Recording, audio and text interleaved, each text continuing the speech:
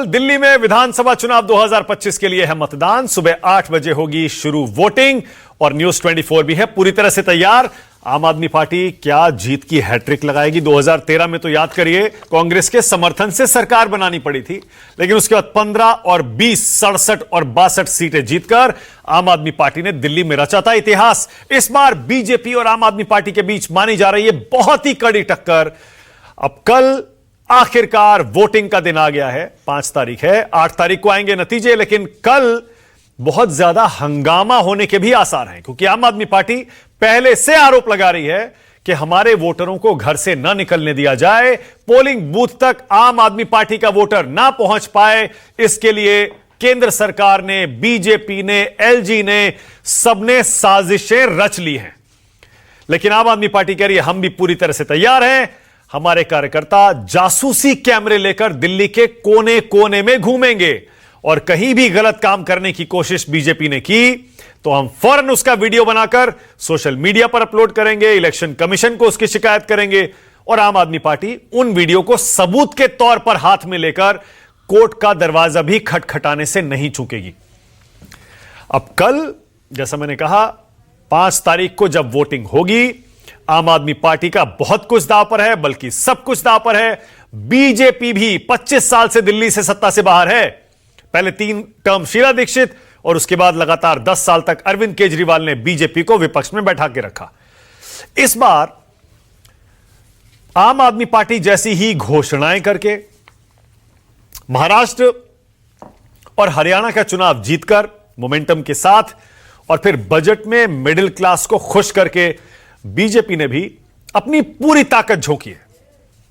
शायद बीजेपी के लिए दिल्ली जीतने का यह सबसे सुनहरा मौका उसे दिखाई दे रहा होगा और आम आदमी पार्टी के लिए पिछले 10 साल का यह सबसे मुश्किल चुनाव अगर कहा जाए तो गलत नहीं होगा। कांग्रेस पार्टी माना जा रहा है कि कुछ पॉकेट्स में अच्छा प्रदर्शन कर सकती है, लेकिन बहुत ज्यादा सीटें जीत पाएगी इसकी संभावना कोई नहीं जता रहा है।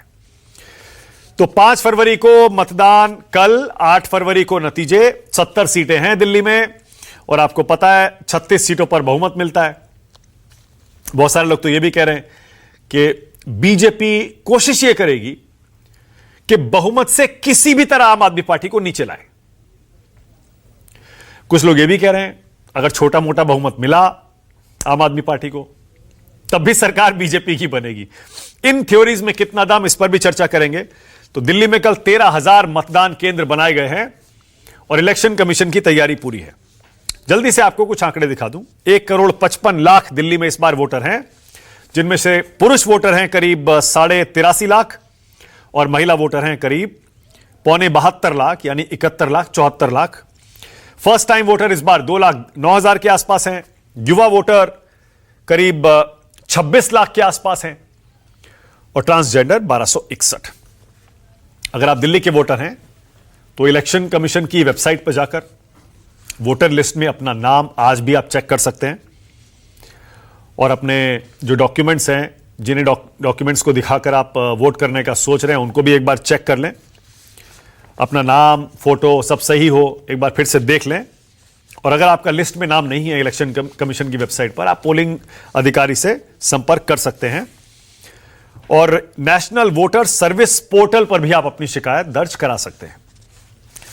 इस बार किसके कितने उम्मीदवार हैं आपको पता ही है। आम आदमी पार्टी सारी 70 सीटों पर चुनाव लड़ रही है, बीजेपी 68 पर लड़ रही है, 2 सीटें उसने सहयोगियों के लिए छोड़ी हैं और कांग्रेस पार्टी भी सभी 70 सीटों पर अपने उम्मीदवार उतार रही है। बीएसपी ने भी 70 के 70 उम्मीदवार उतारे हैं।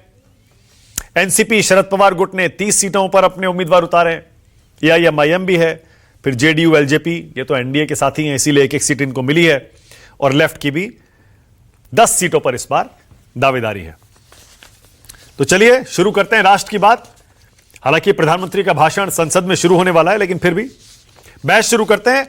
आज का पहला सवाल आपकी स्क्रीन पर आ रहा है। मेरा पहला सवाल राष्ट्र की बात में आज यही है, कल दिल्ली में किसे पड़ेगा वोट? और दूसरा सवाल, बीजेपी, आम आदमी पार्टी और कांग्रेस की वोटिंग के लिए क्या तैयारी? कौन अपने वोटरों को घर से निकालकर पोलिंग बूथ तक ले जा पाएगा और क्या यही कल निर्णायक साबित होगा? आज राष्ट्र की बात में मेरे साथ बीजेपी से